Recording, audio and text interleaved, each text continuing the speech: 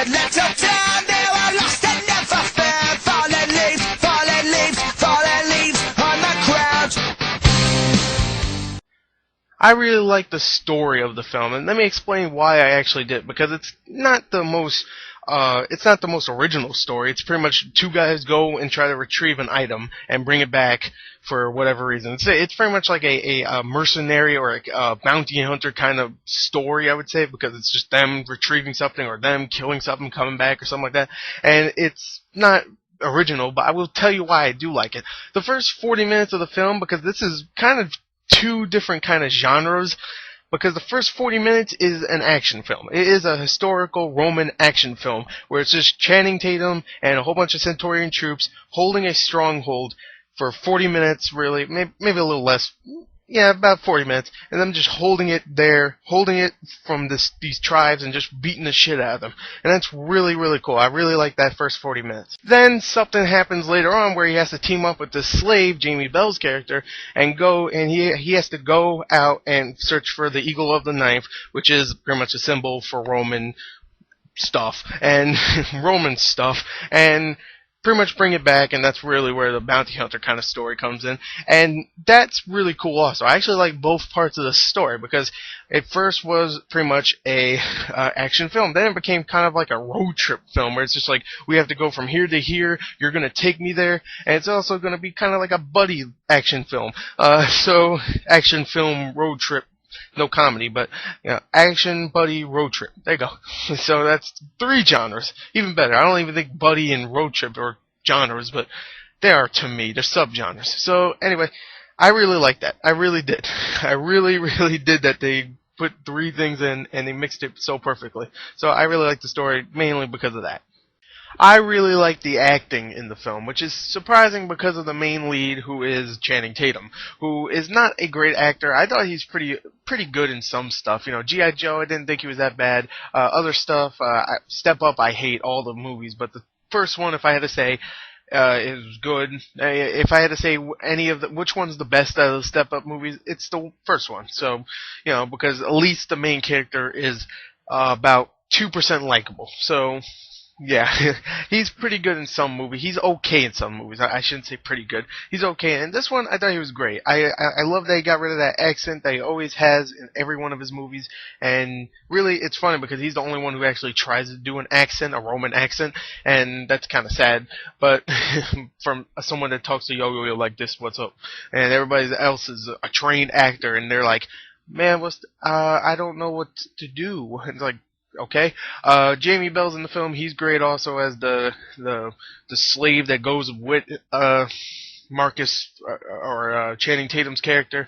And Donald Sutherland's in this. He's in like every movie. I just reviewed a movie, The Mechanic, which he's in, and he's good in that. He's pretty good in this. Mark Strong shows up for a little while, and he has a pretty good character. And he's pretty good in the film. And there you go. Really, that's the main actors in the film. So pretty good acting. I thought the cinematography in the movie was pretty good, mostly in the first half I thought, because there was a lot of him riding on a horse, and you just see like all this whole forest or something like that. And there's a scene where he's actually, him and the slave guy, Jamie Bell, is in a forest, and just the whole forest looks really nice. So I thought the cinematography was really, really good in the film, but mostly in the first half, I would say. The later half, it becomes more like, oh, look at this mist, oh, look at all the water. I'm like, yeah, I've seen water before, and I've seen it shot better before, but I like when the battle scenes get on and you just see, like, it looks epic. When it gets to the battle scenes, it looks pretty epic for something that's like 8 people just fighting.